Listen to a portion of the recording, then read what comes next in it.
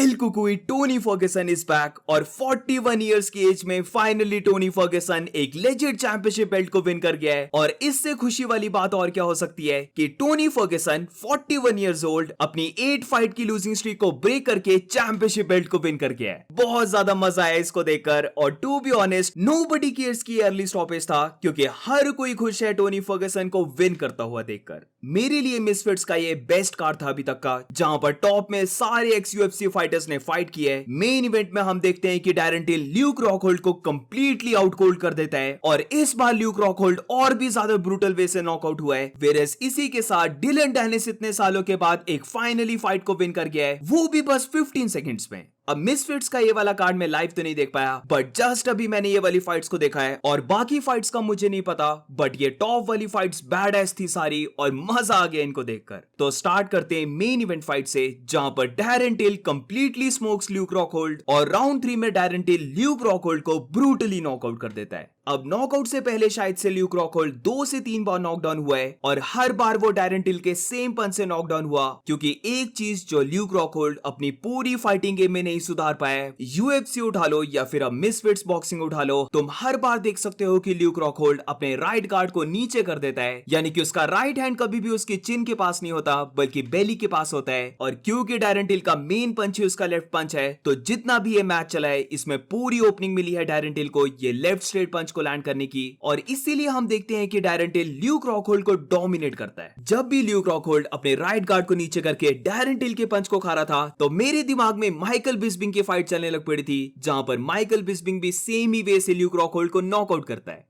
Amazing बात तो यहां पर यह है कि डैरेन टिल अभी भी स्टिल 32 इयर्स का है, यानी कि वो अपनी पीक ऑफ द प्राइम में है, और मुझे लगता है कि बॉक्सिंग उसके लिए बेस्ट सूट करती है, जहां पर अभी तक शायद से उसने 3 से 4 बॉक्सिंग फाइट्स कर ली हैं, और जहां तक मुझे याद है वो हर एक फाइट को विन किया है बाय फिनिश। यहां पर हम देखते हैं कि राउंड 1 में डैरेन टिल 3 बड़े पंचेस को लैंड करता है, जहां पर ल्यूक रॉकहोल्ड बस खड़ा हुआ है अपने राइट गार्ड को नीचे करके, वेयरएज डैरेन टिल उसे बार बार अटैक करे जा रहा है, और फिर थर्ड टाइम हम देखते हैं कि वो राइट जैब से अपनी प्रॉपर रीच को पा लेता है और फिर लेफ्ट स्ट्रेट पंच को लैंड करता है, जो ल्यूक रॉकहोल्ड को नॉक डाउन कर देती है। हम बोल सकते हैं कि वहीं से पता लग गया था कि कभी भी हमें नॉकआउट देखने को मिलने वाला है, ल्यूक रॉकहोल्ड ये फाइट को विन नहीं कर सकता। और एग्जैक्टली यही होता है, जहां पर वैसे तो फाइट को राउंड 2 में ही ओवर कर सकते थे, जिधर डैरेन टिल बहुत ज्यादा प्रेशर से आता है, और हम देख सकते थे कि डैरेन टिल को अब जरा भी डर नहीं है कि ल्यूक रॉकहोल्ड उसके ऊपर कोई काउंटर शॉट को लैंड कर देगा या फिर कोई फाइट को भी पुट ऑन करने वाला है, और इसीलिए अब डैरेन टिल फुल पावर के साथ ल्यूक रॉकहोल्ड को प्रेशर करने लग पड़ता है। वो अपने once again left straight punches को लैंड कर रहा होता है, और फिर हम राउंड 2 में देखते हैं कि वंस अगेन ल्यूक रॉकहोल्ड अपने राइट गार्ड को नीचे कर लेता है, और डैरेन टिल एक बार फिर से उसकी चिन को क्रैक करता है अपने लेफ्ट पंच से। और जैसे मैंने कहा ये फाइट अभी ओवर हो सकती थी, बट क्योंकि ये बॉक्सिंग है और ल्यूक रॉकहोल्ड 1 नी डाउन चले गया था, तो इसीलिए रेफरी दोनों को ब्रेक कर देता है। ल्यूक रॉकहोल्ड को चांस मिल जाता है राउंड 3 तक पहुंचने का, बट फिर राउंड 3 में डैरेन टिल किल शॉट्स को लेके आता है, जहां पर वंस अगेन वो ल्यूक रॉकहोल्ड को रिंग के पास लेके चले जाता है, और वहां पर उसके ऊपर एक बहुत अच्छे पंच को लैंड करके वो ल्यूक रॉकहोल्ड को स्टन कर देता है। और यहां से फिर आता है ब्रूटल एंडिंग सीक्वेंस, जहां पर डैरेन टिल उसके ऊपर फुल पावर के साथ हुक्स को थ्रो कर रहा होता है, जो बेशक ऐसा लग रहा था कि ल्यूक रॉकहोल्ड ब्लॉक कर रहा है, बट वो इतने हार्ड पंचेस थे कि उनका इंपैक्ट डेफिनेटली ल्यूक रॉकहोल्ड को स्टन कर रहा था।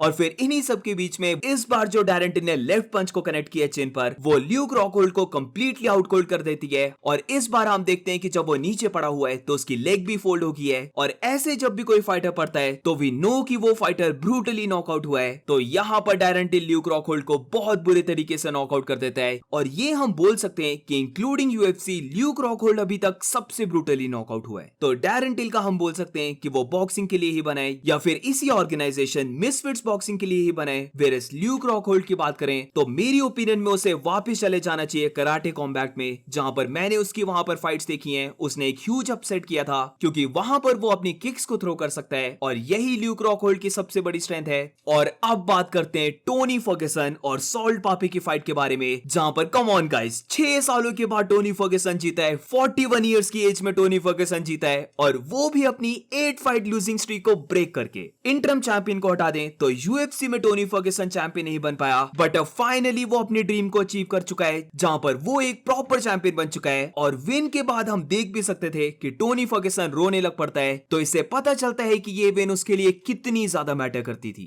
मैं बहुत ज्यादा खुश हूँ, एल कुकुई मेरा one of the favourite fighters में से एक है, तो उसे विन करता हुआ देखकर जहां पर मैं झूठ नहीं बोलूंगा मुझे लगा कि सॉल्ट पापी उसे नॉकआउट करने वाला है, बट फाइट में हम देखते हैं कि टोनी फर्ग्यूसन ने ज्यादा बेटर डिफेंस को दिखाया है। जिधर अगर हम उसकी ये वाली बॉक्सिंग फाइट को यूएफसी फाइट से कंपेयर करें तो इस बार वो अपने ज्यादा हैंड्स को ऊपर रख रहा था। अब डेफिनेटली सॉल्ट पापी ने उसके ऊपर बहुत अच्छे पंचेस को लैंड किया है, बट ओवरऑल टोनी फर्ग्यूसन की हेड मूवमेंट अच्छी थी, उसका गार्ड काफी अच्छा था। अब स्टॉपेज हम बोल सकते हैं डेफिनेटली थोड़ा सा एक अर्ली स्टॉपेज था, बट फिर भी विन इज अ विन और मैं तो सच में बहुत ज्यादा खुश हूं कि टोनी फर्ग्यूसन फाइनली विन कर गया है। पूरी फाइट में हम देख सकते थे कि वंस अगेन टोनी फर्ग्यूसन अपने वही इनसेन प्रेशर को सॉल्ट पापी के ऊपर पुट ऑन कर रहा होता है और टोनी ने यहां पर सॉल्ट पापी को बस एक काउंटर पंचर ही बना के रख दिया था, जहां पर वो इतने ज्यादा प्रेशर को पुट ऑन कर रहा होता है कि सॉल्ट पापी हमेशा अपनी बैक हील पे रह रहा था और इसीलिए बस वो काउंटर शॉट्स को ही थ्रो कर पा रहा था। वेयरएज टोनी फर्ग्यूसन की बात करें तो वो ज्यादा लैंड कर रहा था बॉडी शॉट्स, क्योंकि जस्ट लाइक ओल्ड टाइम्स पता नहीं क्यों मुझे ये फाइट देखकर टोनी फर्ग्यूसन की प्राइम फाइट्स की याद आ रही थी जहां पर वो बॉडी को रिप करता था, तो एग्जैक्टली वो यहां पर ऐसा करता है। अब वो डेफिनेटली इतना फास्ट तो नहीं था बट फिर भी ही स्टिल गॉट इट, और उसकी चिन की भी अगर हम बात करें तो उसकी चिन ने भी बहुत अच्छे से होल्ड किया है। राउंड 2 के एंड में हम देखते हैं कि टोनी फर्ग्यूसन यही इनसेन प्रेशर को पुट ऑन कर रहा होता है, बट यहां पर सॉल्ट पापी बिल्कुल एंड में टोनी फर्ग्यूसन के ऊपर एक दो बहुत अच्छे स्विंगिंग पंचेस को लैंड कर देता है, बट टोनी फर्ग्यूसन को कुछ भी नहीं होता है, वो जरा भी स्टन नहीं हुआ था और राउंड 3 में वापस आकर वो वही इनसेन प्रेशर को पुट ऑन करने लग पड़ता है। अब बात करते हैं जिस वे से टोनी फर्ग्यूसन विन किया, जहां पर प्रेशर पुट ऑन करने के बाद टोनी फर्ग्यूसन एक स्ट्रेट लेफ्ट पंच को लैंड करता है सॉल्ट पापी के ऊपर, जो सॉल्ट पापी को स्टन कर देता है क्योंकि उसने ये पंच को आता हुआ नहीं देखा था।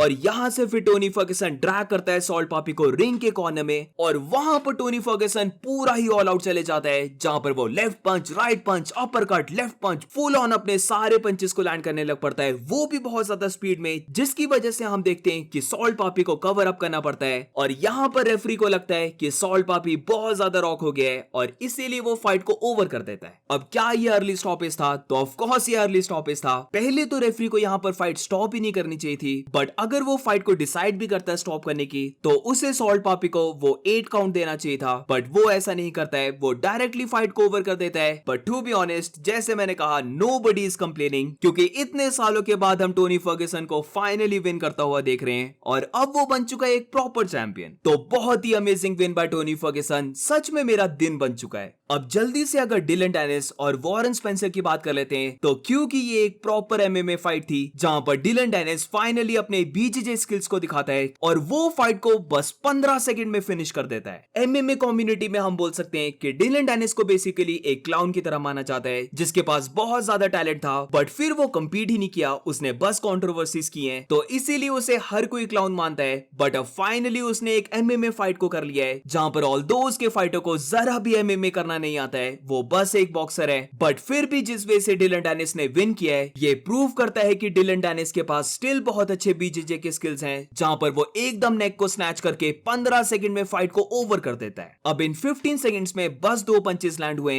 जहां पर फाइट स्टार्ट होती है और एकदम से Dillon Danis check left hook, जो बहुत ही हल्का सा पंच था, स्टिल ए पंच बहुत अच्छे वे से लैंड करता है, बट फिर वो थोड़ा सा कॉकी होने लग पड़ता है जहां पर वो हंस रहा था और यहां पर एकदम से स्पेंसर उसके ऊपर एक जैब को लैंड कर देता है, बट फिर अपना नेगेटिव फाइट आईक्यू दिखाते हुए वो डिलन डेनिस के ऊपर टेक डाउन अटेम्प्ट करने लग पड़ता है। जीरो ग्रैपलिंग की नॉलेज और टेक डाउन अटेम्प्ट तुम कर रहे हो एक इलीट लेवल बीजेजे के अगेंस्ट, तो वॉरेन स्पेंसर ने सबमिट तो होना ही था। जिधर डिलन डेनिस जरा भी देरी नहीं करता है, वो एकदम से नेक को स्नैच करके गिलेटिन चोक को लॉक इन कर देता है और वॉरेन स्पेंसर को टैप आउट करना पड़ता है। कुछ भी बोलो, एक चीज माननी पड़ेगी, इतने सालों से बिना फाइट करके डिलन डेनिस ने स्टिल अपने नेम को बहुत ज्यादा रेलेवेंट रखा है, जहां पर अब तो वो फाइट को विन कर गया है तो वो और ज्यादा रेलेवेंट रहने वाला है। और टू बी ऑनेस्ट, मुझे तो मजा आता है डिलन डेनिस की सारी कंट्रोवर्सीज देखकर, क्योंकि वो डेफिनेटली फन को लेके आता है। जो उसने लोगन पॉल के साथ फाइट की थी उसे सिंगल हैंडेडली उसने प्रमोट किया था और मुझे ऐसा लगता है कि बेशक एक मिसफिट्स बॉक्सिंग इवेंट है, बट फिर भी जैसे डिलन डेनिस को एक एमएमए फाइट करने को मिल गई, उन्हें चाहिए कि वो डिलन डेनिस की ऐसे ही एमएमए फाइट्स को बुक करवाते रहे। तो ओवरऑल सारी फाइट्स देखकर बहुत मजा आया, स्पेशली टोनी फर्ग्यूसन को विन करता हुआ देखकर तो भाई मजा आ गया। तो दैट्स इट गाइस, अगर तुम्हें वीडियो अच्छी लगी हो तो please make sure to like and subscribe. मिलते हैं नेक्स्ट वीडियो में।